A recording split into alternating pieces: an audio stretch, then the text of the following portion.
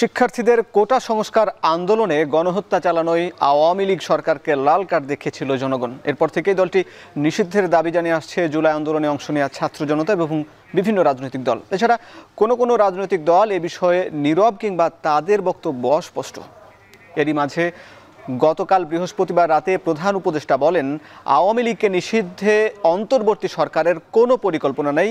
এর কয়েক ঘন্টা পর এনসিপির নেতা হাসনাত আবদুল্লাহ ফেসবুকে এক পোস্টে দাবি করেন, ক্যান্টনমেন্ট থেকে আওয়ামী লীগ পুনর্বাসনের চেষ্টা চলছে। এই পোস্টের পর থেকেই রাতেই আওয়ামী লীগকে নিষিদ্ধের দাবিতে ঢাকা বিশ্ববিদ্যালয়ে বিক্ষোভ হয়। আজ সারাদিন ঢাকা বিশ্ববিদ্যালয় সহ সারা দেশের বিভিন্ন বিশ্ববিদ্যালয় বিভিন্ন প্ল্যাটফর্মে আওয়ামী লীগকে নিষিদ্ধের দাবিতে একাধিক বিক্ষোভ মিছিল হয়েছে। দর্শক, এই মুহূর্তে দেখে নিতে চাই আজ রাজনৈতিক দলগুলো এই আওয়ামী লীগ নিষিদ্ধের দাবিতে কি বলেছেন। আমরা একটু দেখে নিতে চাই জামাতের আমির এক ফেসবুক পোস্টে তিনি বলেছেন, আওয়ামী লীগের পুনর্বাসন জনগণ মেনে নেবে না, জনগণ অগ্রাধিকার ভিত্তিতে গণহত্যার বিচার দেখতে চায়। এদিকে হেফাজতে ইসলামের যুগ্ম মহাসচিব মাওলানা মামুনুল হক বলেছেন, আওয়ামী লীগের পুনর্বাসনের কোনো চেষ্টা বরদাস্ত করা হবে না।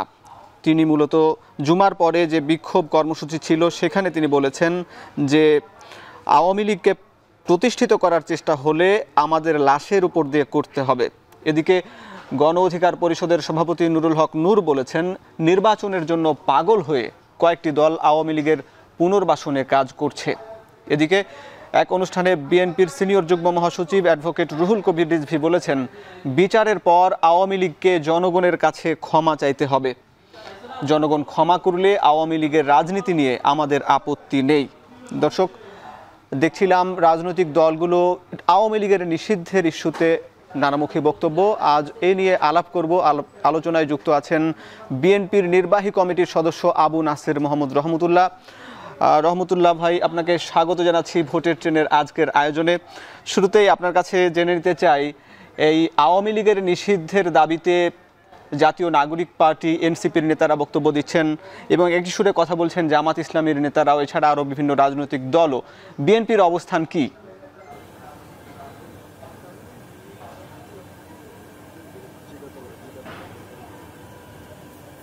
ধন্যবাদ আপনাকে। আপনার মাধ্যমে এখন টিভির দর্শক শ্রোতা বন্ধুদেরকে ধন্যবাদ জানাচ্ছি। আওয়ামী লীগ একটি রাজনৈতিক দল, একটি ঐতিহ্যবাহী রাজনৈতিক দল। কোনো রাজনৈতিক দল নিষিদ্ধ করা, আইন করে নিষিদ্ধ করা, এটা গণতন্ত্রের জন্য সমীচীন নয়। কারণ হচ্ছে, বিশেষ করে বিএনপি বিশ্বাস করে বহুদলীয় গণতন্ত্রের রাজনীতিতে ভিন্ন মত থাকবে, ভিন্ন পথ থাকবে, সেখানে সকলেই রাজনীতি করার অধিকার থাকবে। এবং রাজনৈতিক দল নিষিদ্ধ করার পরিণতি যে ভালো হয় না, সেটা কিন্তু আমাদের অতীত অভিজ্ঞতাও রয়েছে।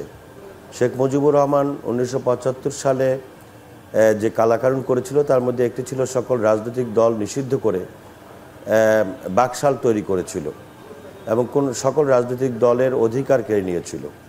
মানুষ কিন্তু সেটা ভালোভাবে গ্রহণ করেনি। মানুষ চায় তার বাক স্বাধীনতা, গণতান্ত্রিক অধিকার, গণতান্ত্রিক স্বাধীনতা। জনগণ কিন্তু নিষিদ্ধ করার একটি জায়গা, সেটি হচ্ছে ভোটের জায়গাটা। মানুষ যদি তাদের অধিকার প্রয়োগ করার যে জায়গাটা, সেটা হচ্ছে ভোটের জায়গা। জনগণ যদি ভোট দিতে পারে, ভোট দেওয়ার মাধ্যমেই তাদের অপকর্মের বিচার করার ব্যবস্থা কিন্তু জনগণই করতে পারে। সেই কারণে আমরা মনে করি যে শহীদ প্রেসিডেন্ট জিয়াউর রহমান সাহেব 1975 সালের পট পরিবর্তনের পরে 7ই নভেম্বরের সিপাহী জনতা বিপ্লবের মধ্য দিয়ে যখন শহীদ প্রেসিডেন্ট জিয়াউর রহমান সাহেব রাষ্ট্র ক্ষমতায় এসেছিলেন, তিনি কিন্তু প্রথমেই সকল রাজনৈতিক দলের রাজনীতি করার অধিকারটা ফেরত দিয়েছিলেন। ইভেন আওয়ামী লীগ যে রাজনৈতিক দল, সেই রাজনৈতিক দলটিও কিন্তু শেখ মুজিবুর রহমান নিষিদ্ধ করে সেটা বাকশালে পরিণত করেছিল। সেই আওয়ামী লীগের রাজনীতি করার অনুমতি কিন্তু জিয়াউর রহমান সাহেবই দিয়েছিলেন। আজকে যারা ইসলামী রাজনীতি করেন, জামাত ইসলামী বলেন বা চরমনায়ের পীরের দল বলেন বা অন্যান্য যে সমস্ত ইসলামী রাজনৈতিক দলগুলো আছে, এই ইসলামী রাজনীতি করার সুযোগ কিন্তু ছিল না। এই ইসলামী দলগুলো রাজনীতি করার সুযোগ, বহুদলীয় গণতন্ত্রের রাজনীতির সুযোগ সৃষ্টি করে দিয়েছেন শহীদ প্রেসিডেন্ট জিয়াউর রহমান। আমরা বিশ্বাস করি, এবং নিষিদ্ধ করার দাবি যদি গণতান্ত্রিক হতো, তাহলে সবচেয়ে বড় ভূমিকা পালন করার কথা ছিল বিএনপির। কারণ বিএনপি বারবার আওয়ামী লীগ দ্বারা নির্যাতিত হয়েছে, নিষ্পেষিত হয়েছে। আজকে যারা নতুন রাজনৈতিক দল বা কিছুদিন পূর্বে বা কয়েক বছর পূর্বে রাজনৈতিক দল করেছেন বা করছেন, তাদেরও রাজনীতি করার অধিকার আছে। রাজনীতিতে নতুন নতুন দল সৃষ্টি হবে, নতুন নতুন নেতা সৃষ্টি হবে, এটা রাজনীতির সৌন্দর্য। জি, রাজনৈতিক সৌন্দর্যের কথা বলছেন ভাই, আমি আপনার সঙ্গে আরো আলাপ করব। দর্শক, এই মুহূর্তে নিচ্ছে একটা বিরতি, ফিরছে একটু পরেই।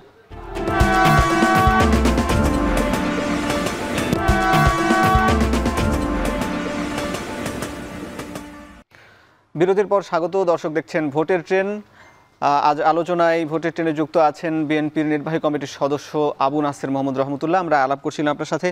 আপনি বলছিলেন 1975 সালে বা 74 সালে যে আওয়ামী লীগ তৎকালীন সভাপতি শেখ মুজিবুর রহমান যে রাজনৈতিক দলগুলোকে নিষিদ্ধ করে বাকশাল কায়েম করেছিলেন, তখনকার প্রেক্ষাপট এবং 24-এর প্রেক্ষাপট তো আলাদা। কারণ তখন তিনি ফ্যাসিজম কায়েম করেছিলেন বলেই জানা যায়, এই জন্য নিষিদ্ধ করেছিলেন। কিন্তু বর্তমানে যে দাবিটি উঠছে সেটি 3টি নির্বাচন থেকে জনগণ ভোটাধিকার থেকে বঞ্চিত ছিল এবং ফ্যাসিজমের এবং নানা রকম জুলুম নির্যাতনের শিকার হয়েছেন আপনারাও।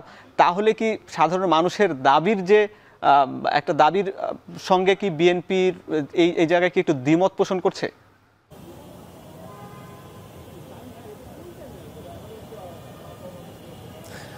দ্বিমত থাকাটাই স্বাভাবিক। আমি আপনাকে মনে করে দিয়েছিলাম যে সেই ফ্যাসিজমের পার্ট কিন্তু শেখ হাসিনা, যার কারণে 75 সালের পরে গণতান্ত্রিক যে ধারাবাহিকতা শুরু হয়েছিল, সেই ধারাবাহিকতায় আওয়ামী লীগ কিন্তু নির্বাচিত হতে পারেনি 1996 সাল পর্যন্ত, অর্থাৎ 21 বছর পর্যন্ত তাদেরকে অপেক্ষা করতে হয়েছে।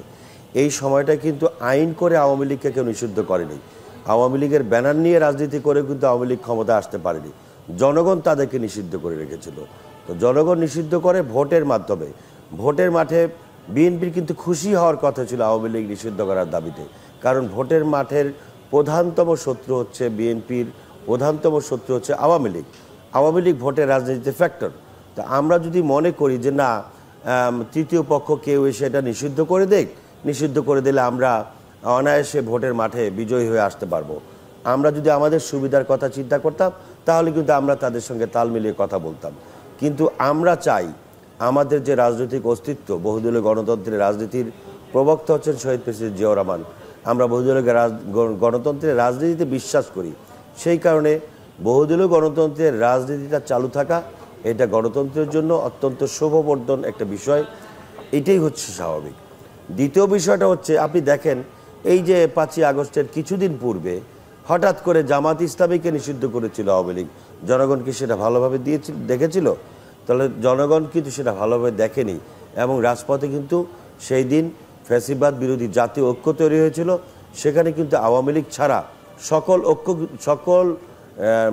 সকল দলের নেতা কর্মী সহ সাধারণ ছাত্র জনতা কিন্তু রাজপথে বেরিয়ে এসেছিল। রাজপথের প্রতিরোধের কারণে কিন্তু আওয়ামী লীগ পালিয়ে যেতে বাধ্য করেছিল। হ্যাঁ, পুনর্বাসনের যে কথাটা বলা হচ্ছে, আমি আপনার সঙ্গে একমত যে ফ্যাসিবাদ বিরোধী জাতীয় ঐক্যের মধ্যে যদি কোনো রকমের চিট ধরে, ফ্যাসিবাদ বিরোধী জাতীয় ঐক্যের সঙ্গে যারা যুক্ত, তাদের মধ্যে যদি বৃহত্তর স্বার্থে কোনো মতবিরোধ দেখা যায়, সেটার সুবিধা অবশ্যই ফ্যাসিবাদী শক্তি নেবে। তো আমরা গণতান্ত্রিক প্রক্রিয়ায় জনগণের হাতে ছেড়ে দিতে চাই, জনগণ আওয়ামী লীগকে নিষিদ্ধ করুক। ফ্যাসিবাদ বিরোধী শক্তি যদি ঐক্যবদ্ধ হয়ে নির্বাচন করে, তাহলে আওয়ামী লীগের বিগত দিনের কর্মকাণ্ডের বিচার জনগণ করে তারপর ভোটের মাঠে তাদেরকে বিচার করতে হবে।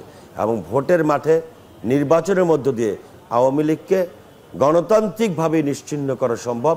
গণতান্ত্রিকভাবেই ভোটের মাধ্যমে, ভোটের মাঠ থেকেই আওয়ামী লীগকে। আপনি ভোটের মাধ্যমে কথা বলছেন। আমি যদি এমন হয় যে, নাসির ভাই, যদি এমন হয় যে ভোটের মাধ্যমেই আওয়ামী লীগ আবার সংগঠিত হয়ে আবার যদি ক্ষমতায় আসে, সেটাকে আপনারা কিভাবে দেখবেন?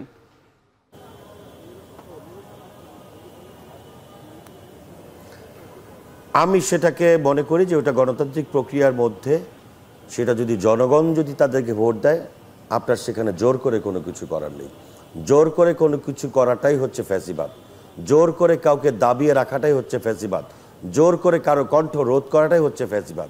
আমি ফ্যাসিবাদ বিরোধী জাতীয় ঐক্যের কথা বলবো, আমি ফ্যাসিবাদ বিরোধী জাতীয় রাজনীতি করব, আমি ফ্যাসিবাদের বিরুদ্ধে সোচ্চার ভূমিকা পালন করব, অথচ আমার কর্মকাণ্ডের মধ্যেই আরেকটা ফ্যাসিবাদের সুর উচ্চারিত হবে, এটা কিন্তু দ্বিমুখী আচরণ।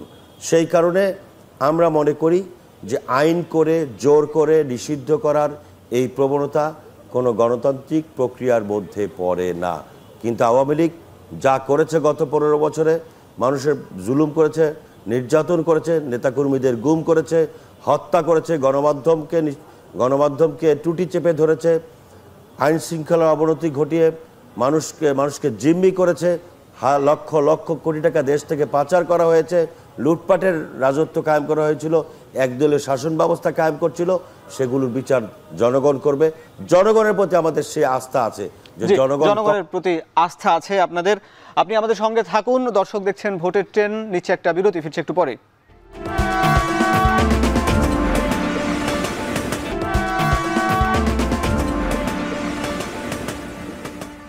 বিরতির পর স্বাগত। দর্শক দেখছেন ভোটের ট্রেন। আলোচনা করছি বিএনপির নির্বাহী কমিটির সদস্য আবু নাসের মোহাম্মদ রহমতুল্লাহ সঙ্গে।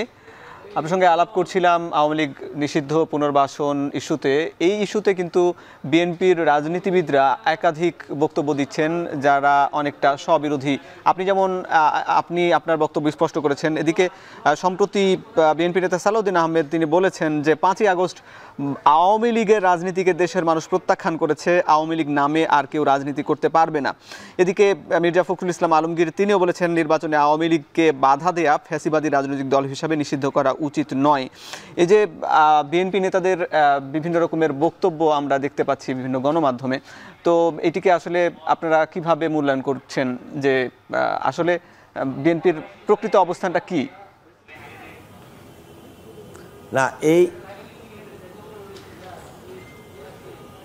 এখানে কিন্তু আপনার বক্তব্যের মধ্যে কোনো ভাষাগুলো ভিন্ন, কিন্তু বক্তব্যের সুর কিন্তু একই। আমি আপনাকে আবারও বলছি, ওনারা আমাদের দলের নীতি নির্ধারণী ফোরামের সদস্য, আমরা দলের মাঝারি কাতারের সদস্য। সেই হিসেবে আমি যতটুকু বুঝি, আমি জিয়াউর রহমানের চেতনার, জিয়াউর রহমানের আদর্শের উপরে উদ্বুদ্ধ হয়ে এই বাংলাদেশ জাতীয়তাবাদী দল করি। জিয়াউর রহমান যে থিওরি দিয়েছেন সেই থিওরিকে এই দেশের জনগণ পছন্দ করে নিয়েছেন, অ্যাকসেপ্ট করে নিয়েছেন, যার কারণে জিয়াউর রহমান সাহেবের জনপ্রিয়তা নতুন করে এখানে ব্যাখ্যা দেওয়ার কোনো সুযোগ নেই। আমি আপনাকে আবারও বলবো, মির্জা ফখরুল ইসলাম আলমগীর সাহেব এবং সালাউদ্দিন সাহেব যেটা বলেছেন তাদের ভাষা ভিন্ন। আওয়ামী লীগের যে কর্মকাণ্ড বিগত দিনের, আওয়ামী লীগের রাজনীতি করার অধিকার নেই এবং আওয়ামী লীগ এই দেশের শত্রু, সার্বভৌমত্বের শত্রু, গণতন্ত্রের শত্রু, মানবতার শত্রু। সো আওয়ামী লীগকে রাজনৈতিকভাবে পুনর্বাসন করার দায়িত্বটা কে পালন করছে সেটা আমাদেরকে খতিয়ে দেখতে হবে। আজকে যারা আওয়ামী লীগকে সরাসরি নিষিদ্ধের কথা বলছেন সেইখানটাতে আমার মতবিরোধ হচ্ছে আওয়ামী লীগকে আমরা রাজনৈতিকভাবে নিষিদ্ধ করব, আওয়ামী লীগকে প্রশাসনিক কায়দায় ডিক্টেটরি যে পদ্ধতি, যে স্বৈরশাসকের যে পদ্ধতি, সেই কায়দায় বা সেই পদ্ধতিতে আমরা আওয়ামী লীগকে নিষিদ্ধ করার পক্ষে আমি ব্যক্তিগতভাবে নই, দলের সিদ্ধান্ত আমি দিতে পারবো না। আর দ্বিতীয়ত হচ্ছে আওয়ামী লীগ এই দেশের চিরকালের জন্য শত্রু। একবার 75 সালে হয়েছিল, আওয়ামী লীগ ক্ষমা চেয়ে, তারপরে জনগণের কাছে ক্ষমা চেয়ে বারবার চেষ্টা করে, মিথ্যাচার করে, অভিনয় করে, তারপরে কিন্তু 96 সালে প্রতারণার মধ্য দিয়ে একটি নির্বাচনে তারা জয়লাভ করে দীর্ঘদিন ক্ষমতায় ছিল। ঠিক 96 থেকে 2001 সালের মধ্যে আওয়ামী লীগের যে কর্মকাণ্ড, সেই কারণে কিন্তু 2001 সালে তাদেরকে আবার বিদায় নিতে হয়েছিল। এরপরে তারা নিরপেক্ষ নির্বাচনের পদ্ধতিটা বাতিল করে সুকৌশলে জোর করে মানুষের ভোটের অধিকার কেড়ে নিয়ে গত 15 বছর বাংলাদেশকে একটি স্বৈর শাসকের লীলাভূমিতে পরিণত করেছিল। সেই অনেক ধন্যবাদ নাসের ভাই, আপনি আমাদের সঙ্গে যুক্ত ছিলেন। আপনার কাছ থেকে আমরা জানলাম নির্বাচন বা ভোটের মাধ্যমেই আওয়ামী লীগকে জনগণ প্রত্যাখ্যান করবে বলে আপনি বিশ্বাস করেন। দর্শক, ভোটের ট্রেনে আলোচনায় ছিলেন বিএনপি নেতা আবু নাসের মোহাম্মদ রহমতুল্লাহ। আজ এই ছিল আলোচনা। কাল দেখা হবে নতুন কোনো পর্বে, নতুন বিষয়ে। ততক্ষণ শুভকামনা, ভালো থাকুন।